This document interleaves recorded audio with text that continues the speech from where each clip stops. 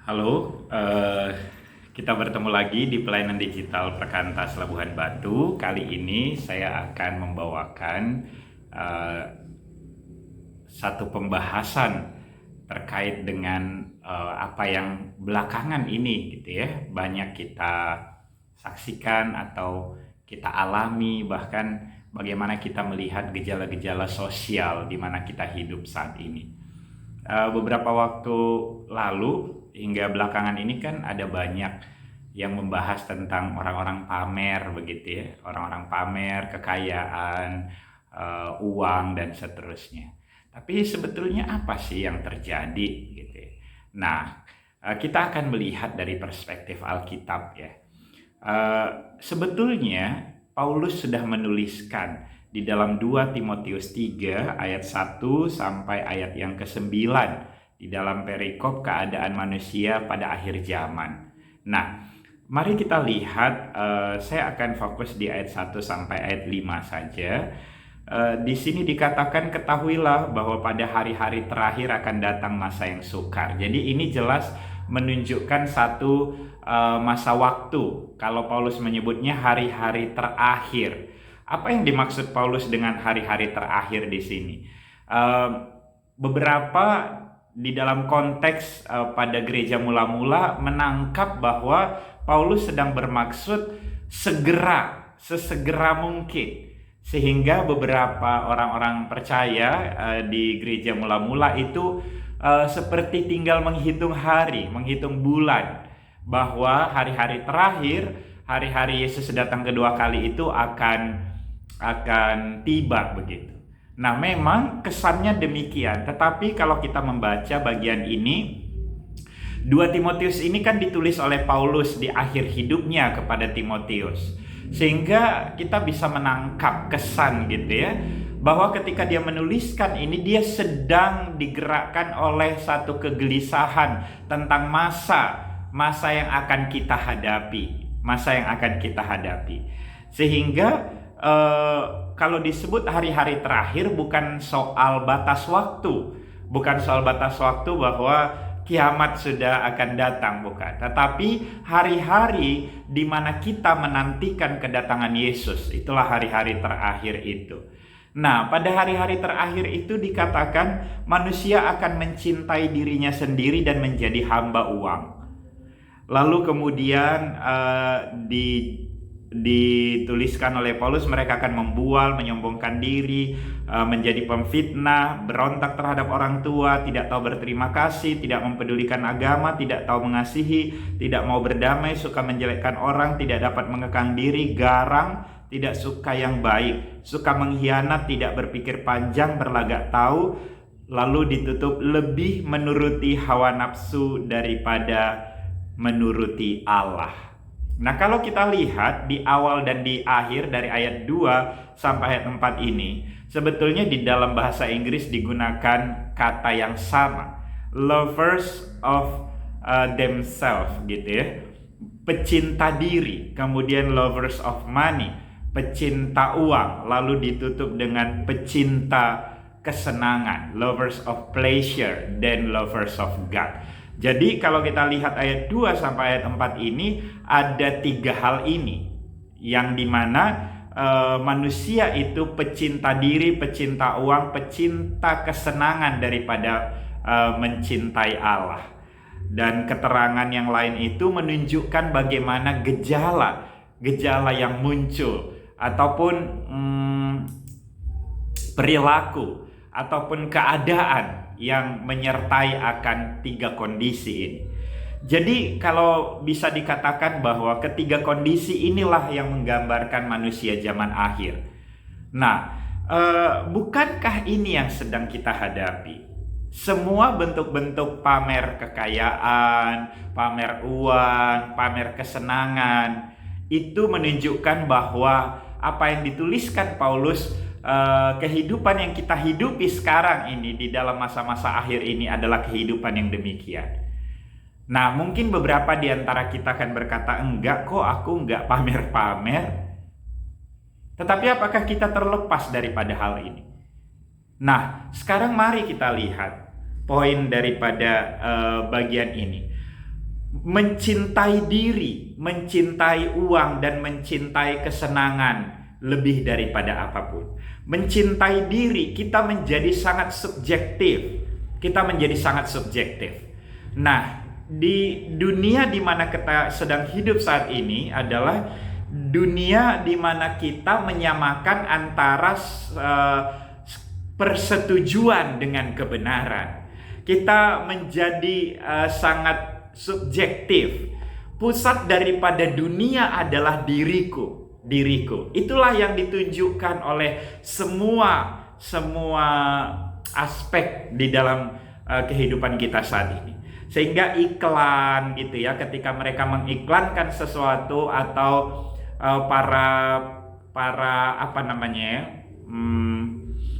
para motivator bisa dikatakan, atau orang-orang yang memberikan dorongan pengembangan diri, akan selalu memulai dengan betapa engkau sangat istimewa. Ini tidak salah ya, bahwa Alkitab juga menunjukkan setiap manusia itu istimewa. Tetapi yang kita tidak sadari adalah bahwa manusia itu ditempatkan menjadi pusat daripada segala sesuatu. Sehingga sekarang ini ketika hidup di tengah kondisi sekarang, kalau kita tidak menjadi pusat daripada segala sesuatu, kayaknya kita hancur dah gitu. Kayaknya hidup kita nggak bermakna dah.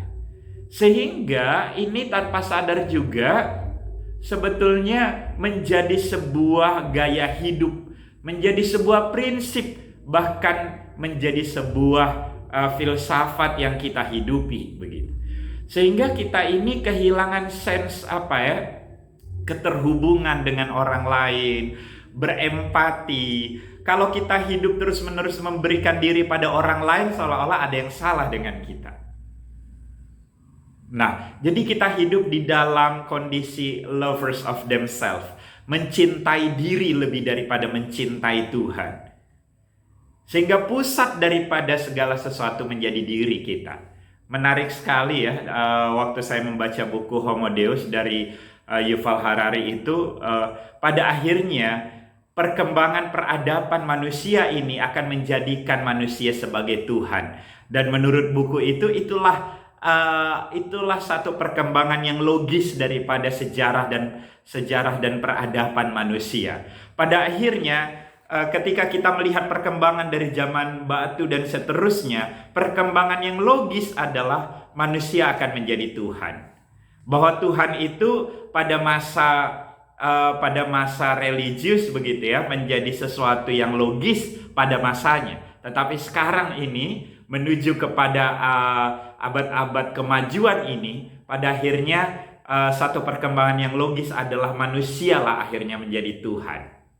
Nah, kalau kita membaca buku itu sih rasanya iya ya, masuk akal begitu. Tapi sebetulnya inilah yang sudah dinyatakan Paulus, bahwa manusia akan menjadi pecinta diri. Dirinya lah yang menjadi pusat segala sesuatu. Nah, yang kedua adalah lovers of money, pecinta uang.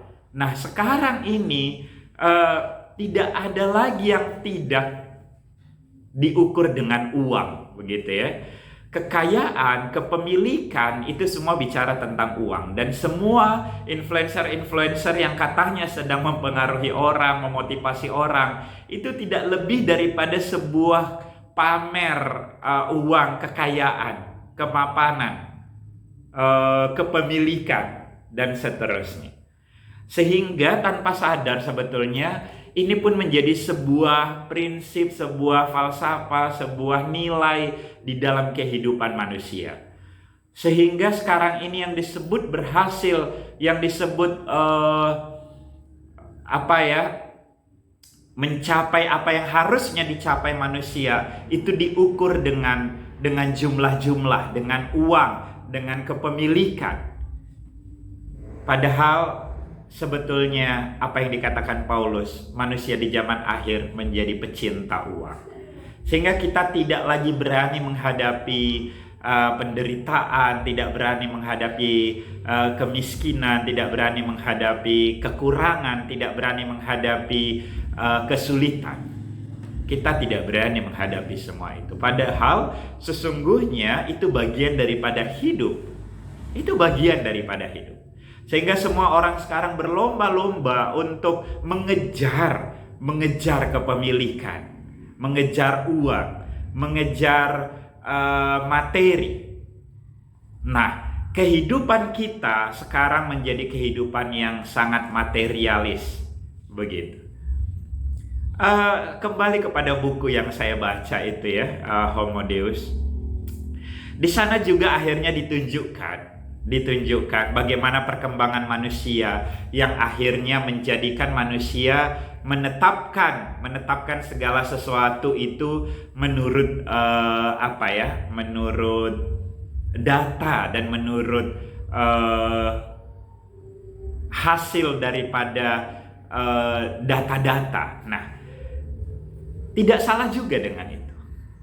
Data itu ya sekarang penting banget. Sekarang data bicara lebih keras daripada manusia. Tetapi akhirnya manusia sedang dehumanisasi. Kalau bahkan di situ perkembangan teknologi akan semakin membuat manusia Tuhan yang dimaksud di dalam buku itu bukanlah manusia yang diukur dengan kebijaksanaan, manusia yang diukur dengan moral yang tinggi, tidak. Manusia Tuhan yang dimaksud di dalam buku itu, karena buku itu sedang meneropong ke depan di dalam kemajuan peradaban manusia ini, adalah manusia yang cyber ya, manusia yang akan abadi, manusia yang akan menemukan kemampuan-kemampuan luar biasa. Tetapi sekali lagi, kemampuan ini bicara soal sains, bicara soal data, bicara soal teknologi. Ini tidak bicara lagi tentang moral. Ini tidak lagi bicara tentang kebijaksanaan. Walaupun dikatakan bahwa moral, kebijaksanaan, bahkan aspek-aspek psikologis itu bisa istilahnya bisa didatakan begitu, bisa didatakan. Kehidupan semua diukur secara algoritma, begitulah dikatakan di dalam buku itu. Tetapi apakah iya? Demikiankah Tuhan yang kita maksudkan? Bukankah kita bisa berelasi dengan Tuhan karena kita tahu bahwa Tuhan itu personal, dan karena Tuhan yang personal itu memperlakukan kita juga secara personal. Nah, memang dikatakan nanti manusia ke depan manusia cerdas, manusia sehat, sehingga kesehatan mental itu diukur secara algoritma gitu ya. Orang yang mengalami depresi itu secara otomatis mesin-mesin di dalam tubuhnya akan langsung memperbaikinya, sehingga orang akan mengalami well-being, mengalami kesejahteraan di dalam dirinya oleh karena algoritma. Segala sesuatu di dalam otak ini sudah dihubungkan dengan kemajuan teknologi. Semua bentuk-bentuk yang tidak normal itu bisa diperbaiki. Nah, sekali lagi, semua bentuk-bentuk kemajuan itu justru menunjukkan kita sedang dehumanisasi. Apa sih artinya menjadi manusia? Apa iya? Betulkah kita sedang merindukan manusia yang menjadi robot, manusia yang sebagian tubuh kita telah dibaharui dengan kecanggihan teknologi dan sebahagian membawa bakat-bakat natural kita atau tubuh darah daging kita ini. Tetapi kemudian kita menjadi cerdas, kita menjadi orang yang sehat, dan kita menjadi orang yang abadi, kekal. Itukah yang kita maksudkan dengan manusia? Kalaupun arahnya ke sana, apa iya? Begitu. Sehingga yang kedua ini, cinta akan uang sebetulnya lebih dalam menggambarkan manusia yang akhirnya didehumanisasi, mengukur segala sesuatu dengan besaran-besaran materi, dan menjadikan manusia itu melampaui akan keberadaan tubuh darah dagingnya ini. Jadi cinta uang bukan hanya sekedar punya gitu, bukan sekedar banyak uang begitu ya. Tetapi memang cinta uang di dalam hal ini adalah menunjukkan satu proses dehumanisasi, proses di mana semuanya akhirnya diukur secara materialis begitu ya. Nah, yang berikutnya adalah lovers of pleasure, mencintai kesenangan. Sekarang dengan lovers of themselves, mencintai dirinya dan mencintai uang, maka sekarang komplit. Semua promosi-promosi itu sedang yang ada di media sosial, yang kita saksikan, bahkan yang dipromosikan oleh para influencer yang dipuja-puja begitu ya, sedang menunjukkan bahwa yang utama adalah kesenangan dirimu. Perbedaannya dengan lovers of themselves, pecinta diri, kalau tadi diri menjadi pusat segala sesuatu, sekarang kita mengukur keberadaan diri kita itu dari kesenangan yang sangat subjektif. Sehingga sekarang semua orang pengen healing, dikit-dikit pengen healing, pengen kesenangan, pengen mengalami pengalaman-pengalaman baru. Sehingga seseorang selalu mempertanyakan pengalamannya yang lama. Kalau dia tidak punya pengalaman baru, kalau dia tidak mengalami sensasi, pleasure itu sangat dekat dengan sensasi. Di dalam otak kita ada bagian yang akan selalu mendorong kita untuk mencari sensasi, untuk mendapat reward, kepuasan, kebahagiaan. Dan itu sebetulnya secara normal akan terjadi. Tetapi ketika kita terus-menerus mencari sensasi, ini sudah abnormal.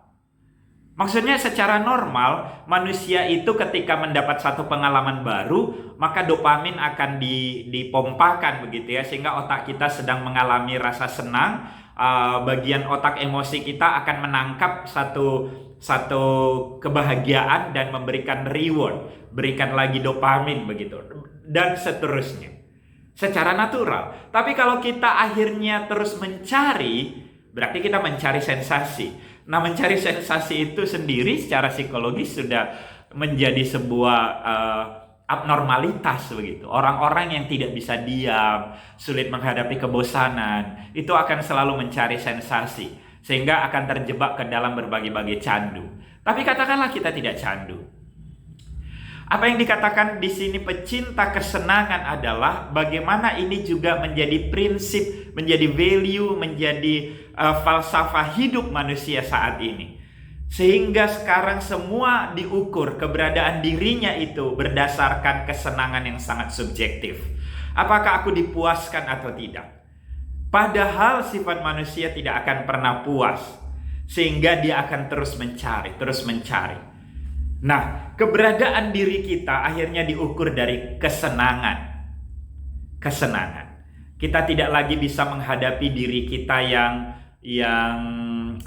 diri kita yang bosan, diri kita yang sedang sakit, diri kita yang sedang mengalami emosi negatif, diri kita yang sedang mengalami misalnya ketidaknyamanan. Kita sulit menghadapinya.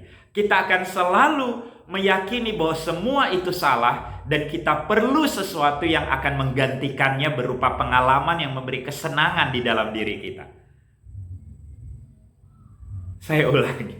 Kita semua menolak perasaan-perasaan negatif, kita semua menolak ketidaknyamanan, kita semua menolak hal-hal yang rutin dan selalu yakin bahwa kita harus menggantikannya dengan pengalaman-pengalaman baru yang memberikan rasa senang di dalam diri kita. Itulah kondisi di mana kita hidup. Sehingga tanpa sadar, ini bukan bicara orang-orang yang tidak mengenal Tuhan. Kita orang-orang yang menyatakan diri sebagai anak Tuhan, murid Kristus, orang yang bersekutu dengan Tuhan. Hampir semuanya kita terpapar oleh media sosial, oleh kecanggihan teknologi, oleh kehidupan masyarakat yang selalu mendengungkan cinta diri, cinta uang, dan cinta kesenangan lebih daripada cinta Tuhan. Sehingga kita semua terjebak kepada apa? Ayat yang kelima, secara lahiriah mereka menjalankan ibadah mereka, tetapi pada hakikatnya mereka memungkiri kekuatannya. Jauhilah mereka itu. Kita semua secara lahiriah masih beragama, masih melakukan aktivitas religiositas kita. Tapi semua itu sebetulnya perilaku agama kita, motivasi agama kita, apa yang kita yakini di dalam diri kita tentang Tuhan, semua itu tidak berkuasa atas diri kita. Apa yang kita hidupi tidak lebih daripada cinta diri, cinta uang, dan cinta akan kesenangan daripada cinta akan Tuhan. Dengan tegas Paulus mengatakan, jauhilah mereka itu. Ini kalimat yang praktis tetapi penting sekali. Video ini setidaknya membuat kita sekarang berhenti sejenak, lalu memikir, apakah memang iya aku ini sudah terhanyut ke dalam arus yang sedemikian besar, prinsip, value, falsafah hidup, arus yang sedemikian kuat tentang cinta uang, cinta diri, dan cinta kesenangan. Sehingga walaupun kita PA, walaupun kita kelompok kelompok tumbuh bersama, mengikuti seminar rohani dan seterusnya, kadang-kadang kita terus-menerus sedang mencari akan kesenangan diri, memusatkan semua berdasarkan diri, dan pada akhirnya mengukur segala sesuatu secara material. Apakah kita mau terus-menerus terjebak di sana? Paulus sudah mengingatkan, pada hari-hari terakhir di mana kita hidup saat ini, itulah realita yang akan kita hadapi.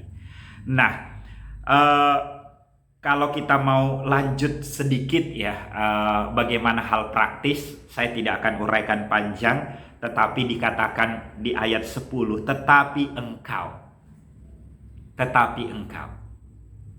Ada kata penghubung tetapi yang menunjukkan perbedaan antara Timotius dengan manusia zaman akhir itu.